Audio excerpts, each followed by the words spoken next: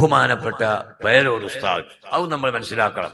സംഘടനയ്ക്ക് വേണ്ടി പ്രവർത്തിക്കുന്ന ആളുകളെ ഈ പറയപ്പെട്ടതുപോലെ എല്ലാവരും ബഹുമാനിക്കുമ്പോ സംഘടനാ വിരോധികൾ അവരെ എപ്പോഴും ഇകയ്ത്തും. അതാണ് ഇപ്പൊ പേരോട് ഉസ്താദ് ഇപ്പൊ അനുഭവിച്ചുകൊണ്ടിരിക്കുന്ന ഒരു കാര്യം. എ.പി. ഉസ്താദ് നിങ്ങൾ നോക്കൂ, എ.പി. ഉസ്താദ് ഇൽമിൽ അഗ്രഗണ്യനാണ്, ആലിമീങ്ങൾക്ക് മാതൃകയാണ് എന്ന് ഞാൻ പറയണ്ട. ബഹുമാനപ്പെട്ട നിങ്ങൾ നോക്കൂ, ചെറുസോന ഉസ്താദ്, അദ്ദേഹത്തെ പോലെ നമ്മളെ പരിചയത്തിൽ ഒരു ഫഖീഹ് ആരാണ്? അദ്ദേഹം എ.പി. ഉസ്താദിനെ പറ്റി പണ്ടേ അദ്ദേഹത്തോടൊപ്പം 10 കൊല്ലം ഞാൻ ഒരുമിച്ചിട്ടുണ്ടായിരുന്നു ചെറുസോന ഉസ്താദിനോട് കൂടെ. ആ ചെറുസോന ഉസ്താദ് ഏകദേശ ആലിമീങ്ങളെ പറ്റിയൊക്കെ അഭിപ്രായം പറയും. ഏത് മസ്സല കൊടുക്കണം പറയുന്ന വിഷയത്തിൽ എ.പി. ഉസ്താദിനെ പറ്റി എന്താ പറയലുണ്ടെങ്കിൽ ഒലിയെന്നാ പറയും. അപ്പൊ ഞാൻ ചോദിക്കും, എന്താണ് നിങ്ങൾ മൂപ്പർ ഇങ്ങനെ എന്താക്കുക? സദഖത്തുൽ ഉസ്താദിനെ പറ്റി വരെ മൂപ്പർക്ക് അഭിപ്രായമുണ്ട്. സദഖത്തുൽ ഉസ്താദിന്റെ മസ്സലക്കെതിരെ മൂപ്പര് ലഘുലേഖ അടിച്ചിറക്കിയിട്ടുണ്ട്. എന്താ നിങ്ങൾ ഉസ്താദിനെ പറ്റി ഇങ്ങനെ പറയുമ്പോൾ പറയും, മൂപ്പർക്ക് എപ്പോഴാണ് ആ പടപ്പിന് കിതാബ് നോക്കാൻ സമയം? പക്ഷെ ഞങ്ങൾ മർക്കസിലെ സ്റ്റാഫ് എന്തെങ്കിലും ഒരു ഇസ്കാലാക്കിയാൽ അതിന് ഒരു മറുപടിയായ മറുപടി ആ താടിങ്ങനെ ഒഴിഞ്ഞു എന്ന് പറഞ്ഞാൽ അത് മൂപ്പരായതുകൊണ്ട് അംഗീകരിക്കുക എന്നുള്ളതല്ല, ആ പറഞ്ഞത് കറക്റ്റായി അതിന് ലഘുന്യായ ഇരുമ ഇല്ലാതെ അങ്ങനെ ഒരു മനുഷ്യന് കഴിയോ എന്നാണ് ഉസ്താദ് ചോദിക്കൽ. അപ്പൊ ഇൽമിൽ അദ്ദേഹത്തെ പറ്റി അവർക്ക് അഭിപ്രായ വ്യത്യാസമില്ല. എന്നിട്ടും ഉസ്താദിന്റെ എതിരാളികൾ അന്തരിച്ചു പോയ ഒരു മൗലവി അവസാനം വരെ പറഞ്ഞത് സമർത്ഥനായ ഒരു പിരിവുകാരനായിരുന്നു എന്നാണ്. സമർത്ഥനായ പിരിവ് രസീവർ ആർക്കും ആയിക്കൂടെ, അതുപോലൊരു കേവലം രസീവറാണ്. അത് അദ്ദേഹത്തെ ഇകയ്ത്താൻ വേണ്ടിയാണ്.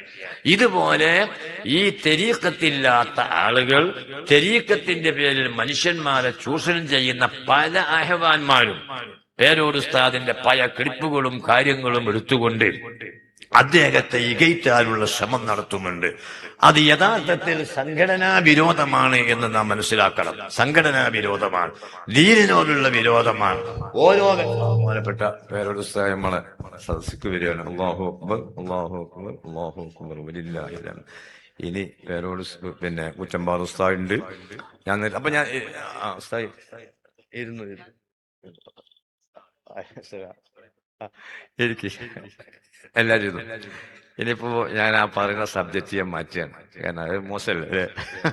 അപ്പൊ ഞാൻ പറഞ്ഞു വരുന്നതെന്ന് വെച്ചാല്, നമ്മൾ സമസ്ത കേരള ജമിയത്തുൽ ഉലമയുടെ ചരിത്രം നോക്കിയാൽ സംഘാടകരായ ആലിമീങ്ങൾ അവര് ഇൽമിന്റെ ഇശാഅത്തും സംഘടനയുടെ ഇശാഅത്തും അതിനോടൊപ്പം അത് പ്രസംഗം കൊണ്ടും പ്രവർത്തനങ്ങളെ കൊണ്ടും നടത്താൻ കഴിവുള്ളവരും അതേ സമയത്ത് സംഘടനയ്ക്ക് വേണ്ടി പ്രവർത്തിക്കുന്നത് പോലെ പ്രസംഗിക്കാൻ മുന്നോട്ട് വരാത്തവരും ഇങ്ങനെ പല ഗണത്തിലുള്ള ആലിമീങ്ങളുണ്ട്. എന്നാൽ നമ്മുടെ പ്രസംഗ പരമ്പരയിലെ ആലിമീങ്ങൾ ഇങ്ങനെ നോക്കിയാൽ സമസ്ത കേരള ജമിയത്തുൽ ഉലമയുടെ സ്ഥാപക നേതാക്കളിൽ പ്രമുഖനായ പാങ്ങിൽ എ.പി. അഹമ്മദ് കുട്ടി മുസ്ലിയാർ സമസ്ത കേരള ജമിയത്തുൽ ഉലമയുടെ 15 സംസ്ഥാന സമ്മേളനം അതിൽ മുഖ്യ പ്രസംഗം നടത്തിയതെല്ലാം പാങ്ങിൽ എ.പി. അഹമ്മദ് കുട്ടി മുസ്ലിയാരാണ്. 16ാം വാർഷിക സമ്മേളന തിരക്കിന്റെ ഇടയിലാണ് മഹാനവറുകൾ രോഗിയാവുകയും മരിക്കുകയും ചെയ്യുന്നത്.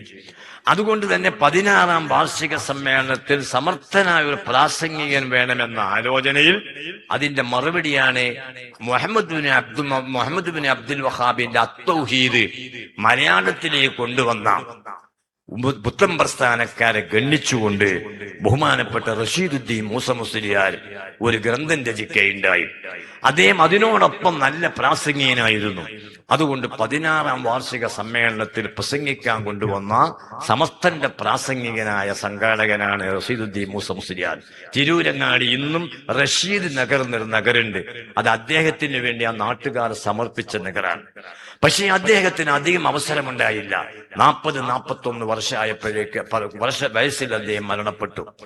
ആ പോസ്റ്റിലേക്ക് നമുക്കൊരു പ്രാസംഗികൻ വേണം എന്ന നിലക്ക് സമസ്തന്റെ അന്നത്തെ സെക്രട്ടറി പറവണ്ണ മൊയ്തീൻകുട്ടി മുസ്ലിയാരുടെ അന്വേഷണത്തിൽ നെടിയിട്ടുകാർക്ക് ഒരു പ്രാസംഗികന് വേണം, സമസ്തക്കും വേണം നല്ലൊരു പ്രാസംഗികനെ. അങ്ങനെയാണ് വാഴക്കോട് മുഹമ്മദ് മുസ്ലിയാർ എന്ന് പറഞ്ഞ തെക്കൻ കേരളത്തിൽ ദർസ് നടത്തുന്ന വലിയൊരു സുഫിബരിനായ ഉസ്താദ്, അദ്ദേഹത്തിനുമായി ബന്ധപ്പെട്ടാൽ ഒരാളെ കിട്ടുമെന്ന അന്വേഷണത്തിൽ അദ്ദേഹത്തിന്റെ ദർസിൽ പഠിച്ചുകൊണ്ടിരിക്കുന്ന ഫതി അബ്ദുൽ ഖാദർ ഉസ്താദ് മുസ്ലിയാരെ അദ്ദേഹം നമുക്ക് സമ്മാനിച്ചു. പിന്നെ സമസ്ത കേരള ജമിയത്തുൽ ഉലമയുടെ ആശയ വിശദീകരണത്തിൽ നീണ്ടകാലം, അധികം കാലമില്ല, 40-ാമത്തെ വയസ്സിൽ അദ്ദേഹം മരണപ്പെട്ടു. അതുവരെയും അദ്ദേഹം നമുക്ക് വേണ്ടി പ്രസംഗത്തിലൂടെ ഈ ദീനെ നിലനിർത്തിത്തുന്നു. ആ പോസ്റ്റിലേക്കാണ് രണ്ടുപേര് ഇരട്ടകളെ പോലെ കടന്നു വരുന്നത്. മഹാനായ ശൈഖുന മർഹൂൻ ഇ.കെ. ഹസൻ മുസ്ലിയാർ നവ്വറല്ലാഹു മർഖദഹു, മഹാനായ സുൽത്താനുൽ ഉലമ എ.പി. ഉസ്താദ്. പിന്നെ അവിടുന്ന് അങ്ങോട്ട് എണ്ണിയാൽ ബഹുമാനപ്പെട്ട പേരോട് ഉസ്താദിലെത്തുന്നു. ഞാൻ അത് ഇനി അദ്ദേഹത്തെ ഇരുത്തിക്കൊണ്ട് വിശദീകരിക്കുന്നില്ല. പക്ഷെ ഇവരൊക്കെ ഓരോ കാലത്തെ ചരിത്രം നോക്കിയാലും ദീനിന്റെ വിരോധികൾ ജനങ്ങളോടുമായി സംവദിക്കുന്ന പ്രഭാഷകന്മാരെ ഒറ്റപ്പെടുത്തി പ്രസ്ഥാനത്തെ തകർക്കാനുള്ള ശ്രമം നടത്തിയിട്ടുണ്ട്.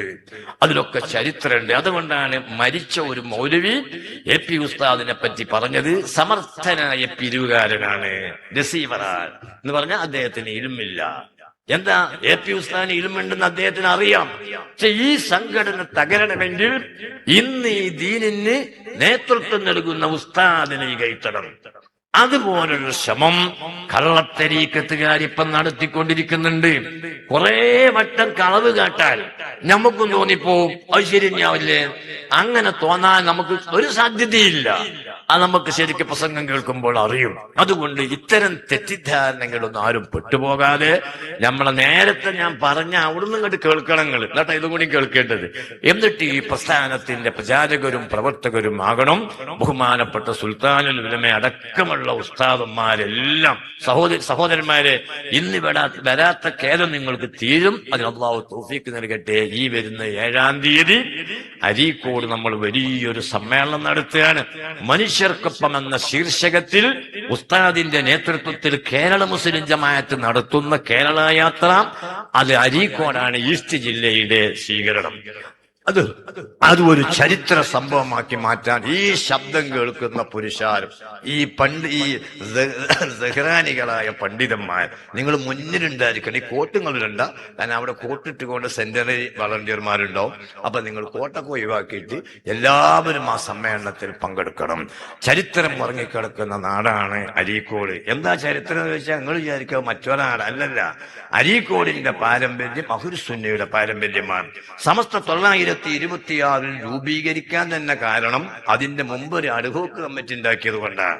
ആ അഡ്ഹോക്ക് കമ്മിറ്റിയുടെ ചെയർമാൻ അരീക്കോട്ടുകാരനാണ് ബഹുമാനപ്പെട്ട കെ.പി. മുഹമ്മദ് മീറാൻ മുസ്ലിയാർ. അരീക്കോട് നിന്ന് 3 കിലോമീറ്റർ അപ്പുറം കാവനൂർ സ്വദേശിയാണ് അദ്ദേഹം. 933 ഹജ്ജ് ചെയ്ത ശേഷം പിന്നെ സൗദി അറേബ്യയിൽ പോയി 2 കൊല്ലം കിതാബ് ഓതിയ ആളാ മൂപ്പര്. ആ മഹാനവറുകൾ തിരുവാലി നിലമ്പൂർ ഈ പ്രദേശത്തെ കാളിയായത് കൊണ്ടാണ് താമസം. ഒരു സയ്യിദത്തിനെയാണ് അവർ കല്യാണം കഴിച്ചത്. അങ്ങനെ ബീവിയുടെ വീട്ടിൽ താമസമായത് കൊണ്ടാണ് അദ്ദേഹത്തിന്റെ ഖബർ മമ്പാട് കാട്ടുമുണ്ടയിലായത്. അദ്ദേഹത്തിന്റെ പേരിലാണ് സമ്മേളന നഗരി.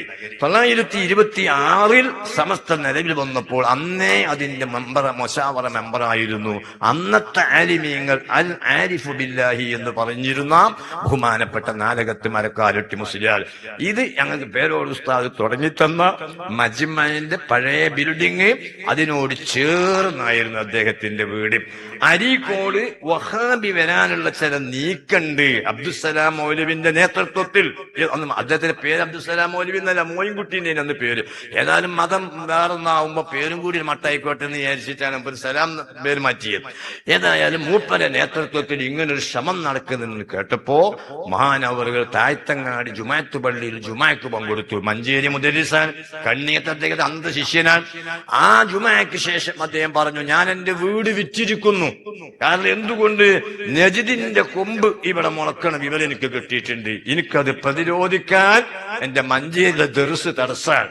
അതുകൊണ്ട് കുറ്റത്തുനിന്ന് ഒഴിവാകാൻ വേണ്ടി പൊരവിട്ട് ഞാൻ അവിടെ പോവുകയാണ് എന്ന് പറഞ്ഞ് വഹാബീസം ഔദ്യോഗികമായി അരീക്കോട് വരുന്നതിന്റെ 16 ദിവസം മുമ്പ് നാട് വിട്ട് മഞ്ചേരിക്ക് താമസം മാറ്റിയയാളാണ് നാലകത്ത് മരക്കാലൊട്ടി മുസ്ലിയാർ. അതുപോലുള്ള എത്രയോ മഹാന്മാര് ജീവിച്ച നാടാണ് അരീക്കോട്.